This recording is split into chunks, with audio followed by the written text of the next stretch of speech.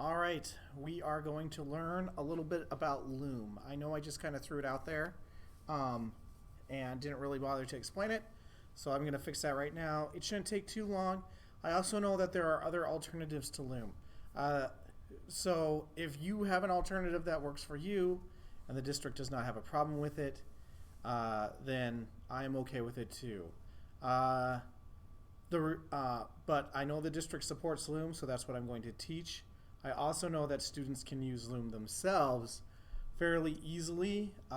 Go Vidyard used to be something they could use, but then there was a change in the terms of service so that students who are under 13 years old could no longer use it. But with Loom, we haven't had a problem with that as of yet, so we're going to go ahead and stick with that one for now. All right. Okay, so let's go through. I'm on Google.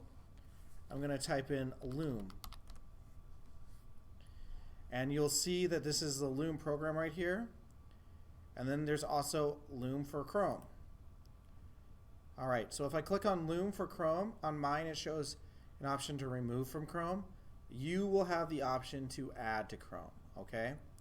All right, so with Loom, what I can go ahead and do is I can go through and click on the button right here.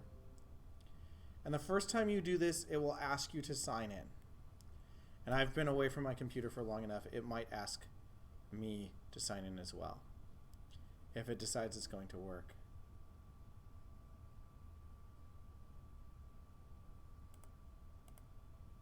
And I believe, oh, it can't record here. That's something that's interesting.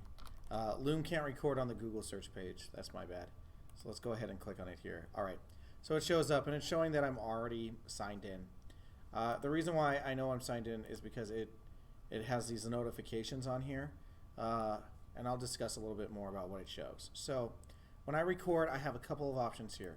I have the screen and cam, which I cannot actually use right now because the program I'm using to record me using this is already using the screen cam. I can go through and look at the current screen. Do screen only, which would not show my screen at all, and then cam only, which would just show my camera. Okay? Alright, so if I click screen and cam, it wants both of them, but if I click screen only, I should be okay. So what I'm going to go ahead and do is I'm going to go ahead and click start recording. Okay. Now, because my camera is being used by a different program right now, I can't show you everything that I would normally do, but I'm still going to talk about it briefly. So when you are in here, what you can do is you can change your settings. So for example, you can tell Loom to use your document cam. Now, I would not usually do something like that because the one thing that Loom does not have control over is your cam to make it adjust and work properly. But you can also tell Loom to go through and record using a different audio device in your built-in speaker. So if you have headphones or you have a snowball mic like this, these are what I'm using to record right now. Probably heard all sorts of unwanted audio when I did that. Then you can do that. And by the way, if you want to check out one of the mics from the library that will improve your audio, feel free to come down. I have quite a few of them because they're purchased for discovery to allow students to go through and check them out for podcasting. All right. Okay. So when I go through and I'm finished recording, right up here, you can see that I can click on the icon. And when I click on the icon, what it does is it pops open Loom for me. Okay. Now, it auto names it as the title of the website that I was on. So I was a Google search for purple, but I can change it to whatever I want. I can download it, I can duplicate it, I can throw it away, or I can share it with other people. Okay? Now, the first time you go into Loom, it's probably going to ask you to sign up for an account. But one of the things that's nice about Loom too is that you can click on My Videos right here. So these are all the different videos that I have made, okay? Now, since I'm using the free version, there is a limit to number that I can make, but it's pretty high. Once you go past that, though, you can go through and archive them, which does not delete them permanently, so you can bring them back if you need to. The other thing that you can do with Loom, which I really like a lot, is you can click on these 3 dots right up here and click download. And it allows you to download your video, and then you're able to upload it onto YouTube. So there's never a situation, at least that I have found, where I'm going to go through and actually run out of space, okay? So I have done a lot of screen capture with Loom. The other thing too, I did have somebody ask me, how do I make sure that my face is on the video? Well, right here, if my camera was working on this would be my face, okay? So if I click screen and cam, my face would show up, and as you can see, I can make my face much bigger, okay?